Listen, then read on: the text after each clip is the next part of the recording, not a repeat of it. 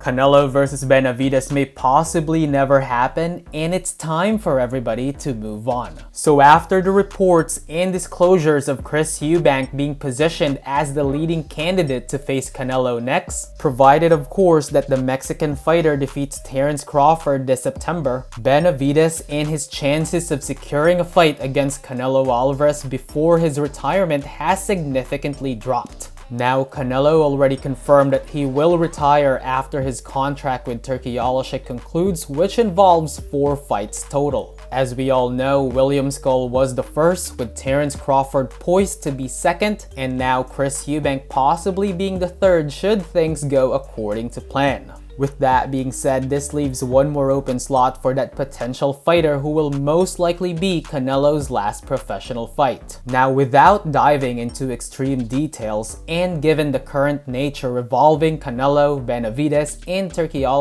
the chances of Canelo facing Benavidez is awfully very low. So low that considering all the factors in the given equation, and by quantifying such an event, mathematically speaking, if my calculations are correct, the odds of this fight happening are very low that there's a higher probability of finding a dollar on the pavement of a densely populated metropolis on a random day. Now take note, I did say that the chances may be low but never zero. So there's always a chance for those hoping for this fight to happen. However, quite frankly, divine intervention may be needed and of course, hundreds of millions of dollars. But I digress. Now, Canelo's reluctance to face Benavidez is rooted in Canelo's personal belief that Benavidez and his father's attitude should not be financially rewarded. Of course, there's the accusation of Benavidez being a weight bully, but at the core, Canelo Alvarez simply just doesn't like Benavidez and is basically punishing him by not giving Benavidez the opportunity to make some money out of him.